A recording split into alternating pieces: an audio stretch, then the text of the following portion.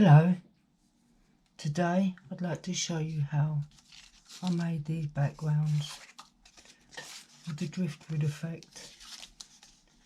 I have grey and I have red. You can choose any colour you wish and you can then scan and keep copies for later or use your originals. This one I did on paper because what I did is I scanned and then printed this one, and then I edited and created a little overlay with this one, so it's not quite so red and slightly different. I also did the same with the grey. Here's the original and here's the edit. Very thin paper, but from this I then rescanned and reprinted and got a slightly brighter version. And here's the darker version. And today I'm going to show you how we did that. First you want your piece of card, and as I'm doing the grey version, somewhat like this, I'm going to use my black stays on.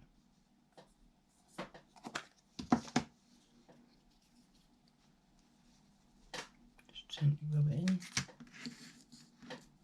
Which way shall I go? Go a long ways. You want to do it slightly bigger than your planned picture, so all the little edges and that you do not want. My sponge is breaking up on me. Time to get some new ones.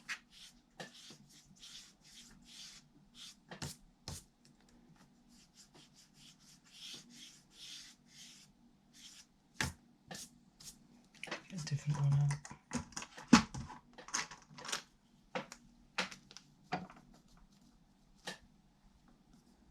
Take it from the edge, so all this darkness goes to the edges. And what you might want to also do is, as you go along, is create some lines. And I cut that just to help to give you a good effect.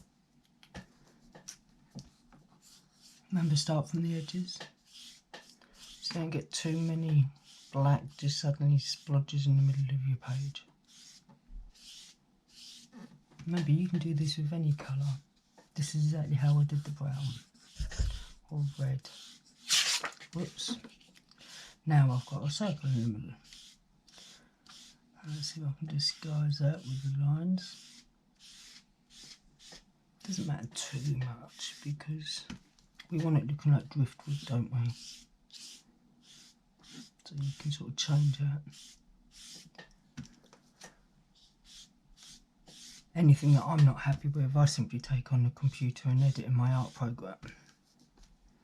Use the clone or just edit and cut out, lighten, rotate your colours. You're not limited really with how you can want to change your work. Right, now I'm going to get a white. It's not so white now, look, I need to get another one of them. Plenty of it. And I'm just going to go over the top slightly like this. Some bits you might want to leave up. Wipe along. And one thing's really handy is a paint marker. I've got a white one here. And I will show you now. I actually used this after I printed. I did it onto my printed version to make it slightly lighter.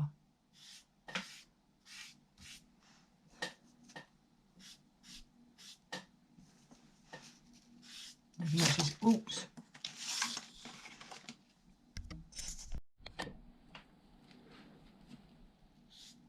Just keep going over it.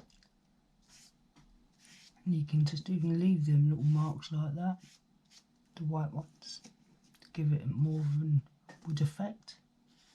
Just use the edges of your sponge.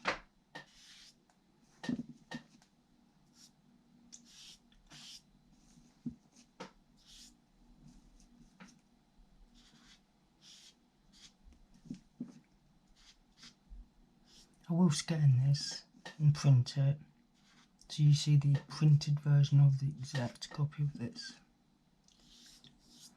afterwards. I actually quite like that little sandy look. Let's add a tiny bit into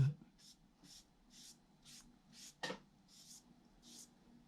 Something slightly different and new. Never stop experimenting when you're creating.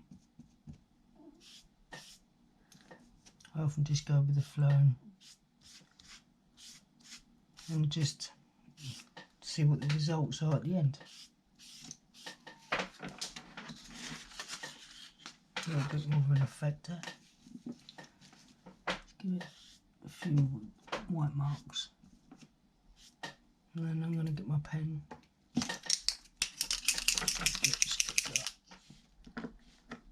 Leak it like that.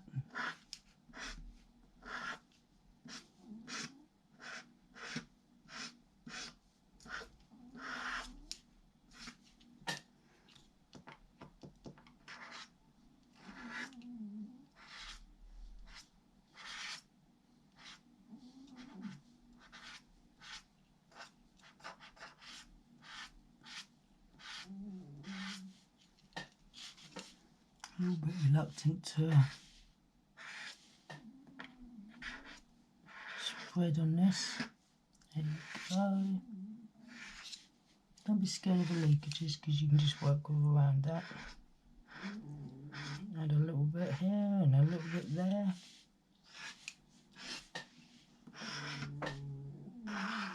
Can you hear my baby Coco snoring on my bed? My poodle.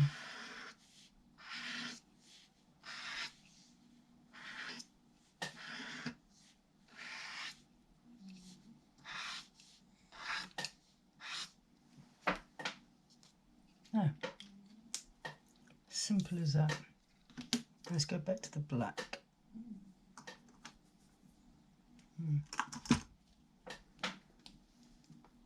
What I'd like to do is just add a couple of darker lines in it. Not quite how I planned it.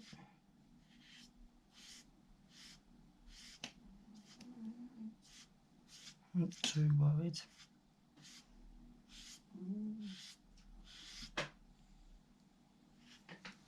That'll do though, before I overdo it.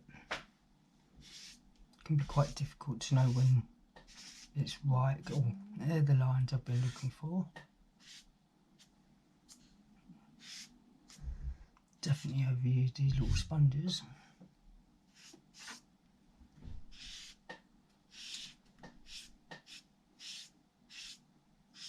Ah, how easy was that? A little bit there that I don't want.